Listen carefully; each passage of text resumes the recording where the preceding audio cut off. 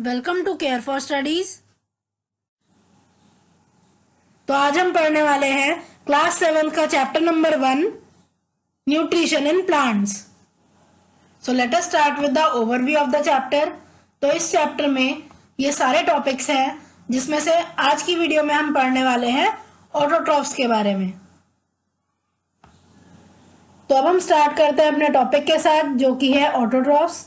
Autotrophs होते क्या हैं? Autotrophs produce food that is used by other living organisms who are incapable of preparing their own food. तो autotrophs ऐसे organism हैं जो फूड प्रिपेयर करने के काबिल होते हैं और ये जो फूड है ये उन लिविंग ऑर्गेनिज्म के भी काम आता है जो अपना खाना खुद नहीं बना पाते। जितने भी ग्रीन प्लांट्स हैं वो होते हैं autotrophs.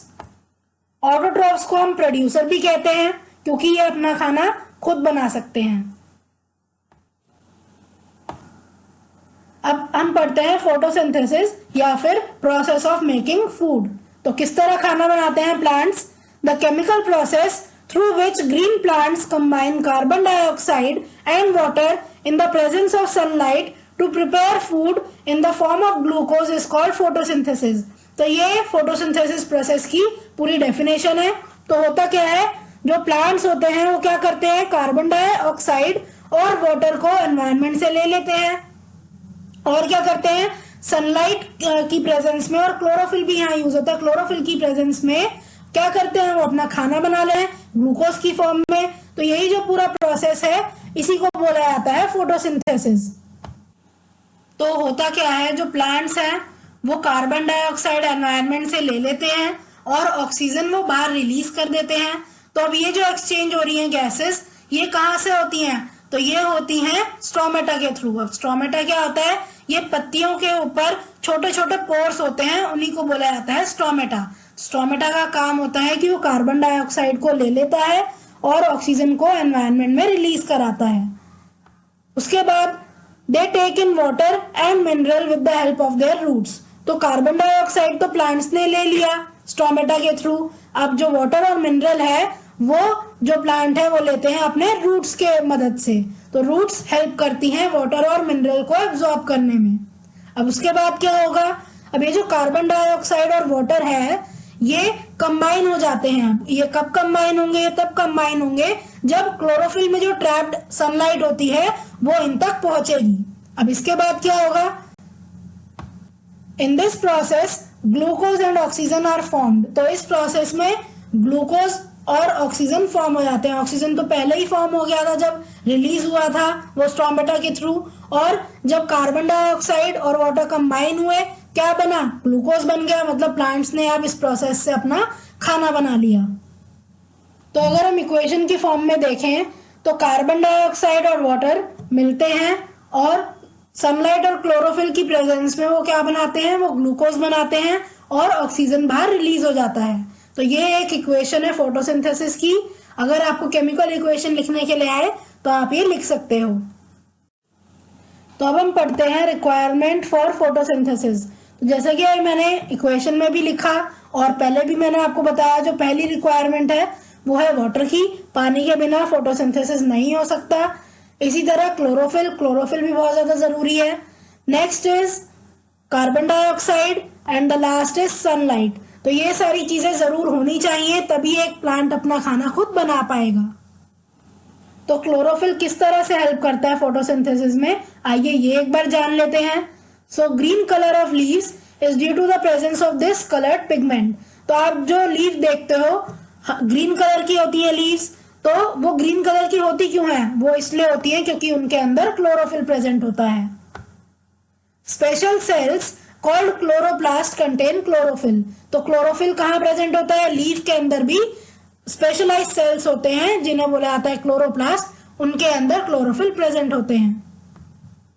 These are the sites for photosynthetic reaction. अब क्योंकि क्लोरोफिल कहाँ होते हैं? क्लोरोप्लास्ट में होते हैं, इसीलिए फोटोसिंथेसिस भी कहाँ होता है? फोटोसिंथेसिस की जो साइट है क्या है वो होते हैं chloroplast. Molecules of chlorophyll capture energy from sunlight during photosynthesis. तो जो मॉलिक्यूल्स होते हैं क्लोरोफिल के वो करते क्या है, वो सनलाइट की जो एनर्जी है, जो सन एनर्जी है या जो सनलाइट है, उसको कैप्चर कर लेते हैं, उसे एब्जॉर्ब कर लेते हैं फोटोसिंथेसिस के दौरान, और इस तरह से वो हेल्प करते हैं फोटोसिंथेसिस प्रोसेस में। Leave of certain plants have other colour pigment due to which they do not look green. अब देखिए, जितनी भी लीव्स होती हैं, जरूरी नहीं है कि जितने भी प्लांट्स हैं सबकी लीव्स ग्रीन ही हो, है ना। तो जिन प्लांट्स की जो लीफ है वो ग्रीन नहीं होती अगर, तो उनके अंदर जो पिगमेंट है वो क्लोरोफिल नहीं होता, वो कोई और पिगमेंट होता है, उनके अंदर किसी दूसरे कलर का पिगमेंट होता है क्लोरोफिल के अलावा। In some plants like cactus, the leaves are reduced to spines, stems are green in color and perform photosynthesis। तो ऐसे प्लांट्स जैसे कि कैक्टस है, कैक्टस में आप सभी को पता है कि जो लीव्स हैं वो स्पाइन में रिड्यूस हो जाती हैं, वो कांटों की तरह के फॉर्म में होती हैं जो लीव्स हैं। तो ऐसे प्लांट्स में क्या होता है, आप देख रहे हो जो स्टेम है वो ग्रीन है, तो क्योंकि ये जो स्टेम है वो ग्रीन है तो क्या करती है स्टेम यहाँ पे फोटोसिंथेसिस करती है इंस्टेड ऑफ लीव्स। तो नेक्स्ट जो इंपॉर्टेंट है फोटोसिंथेसिस के लिए वो होता है carbon dioxide. So plants take in carbon dioxide from the atmosphere through stomata. तो मैंने आपको पहले ही बताया स्टोमेटा क्या करता है, कार्बन डाइऑक्साइड को एटमॉस्फेयर से ले लेता है। Guard cells that surround stomata regulate their opening and closing. तो स्टोमेटा में गार्ड सेल्स होते हैं, मैंने यहाँ मार्क भी कर दिए हैं। तो ये जो गार्ड सेल्स हैं ये ही इनेबल करते हैं स्टोमेटा की क्लोजिंग और ओपनिंग। तो जो स्टोमेटा बंद होता है या जो खुलता है वो ये जो गार्ड सेल है वही कंट्रोल करते हैं। तो सनलाइट भी बहुत ज्यादा जरूरी है फोटोसिंथेसिस के लिए। कैसे, हर एक रिएक्शन के लिए एक एनर्जी चाहिए होती है। अगर हमें कुछ भी कराना है, कोई भी रिएक्शन कराना है, तो उसके लिए हमें एनर्जी चाहिए होती है।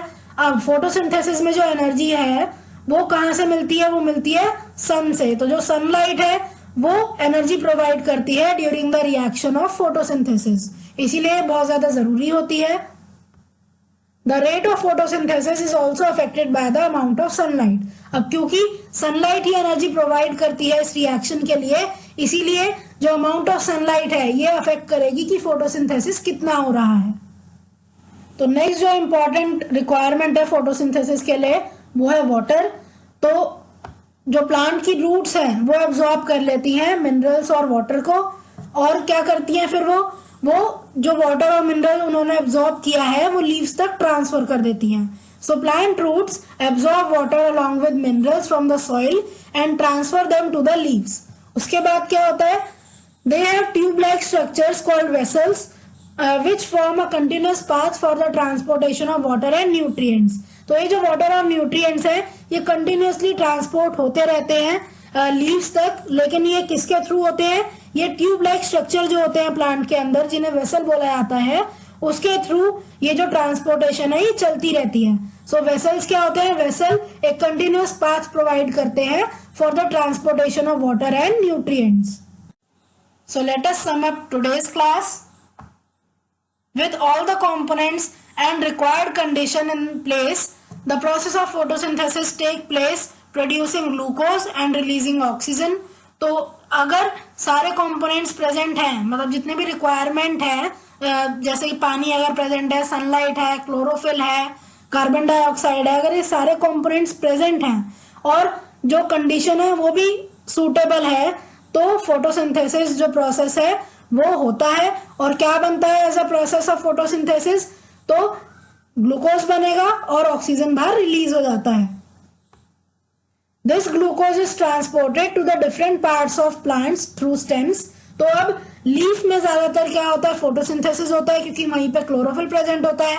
अब क्योंकि ग्लूकोज अब लीफ में ही होगा क्योंकि वहां खाना बना है, अब वहां से डिफरेंट पार्ट्स में कौन ट्रांसफर करेगा ग्लूकोज को, तो ये जो ट्रांसफर का काम है ये स्टेम करती हैं। The glucose is converted into starch and is stored in leaves, roots, stems etcetera. ये जो ग्लूकोज है ये स्टार्च में कन्वर्ट हो जाता है और फिर ये स्टोर हो जाता है in leaves, roots, stems etcetera. So thank you for watching.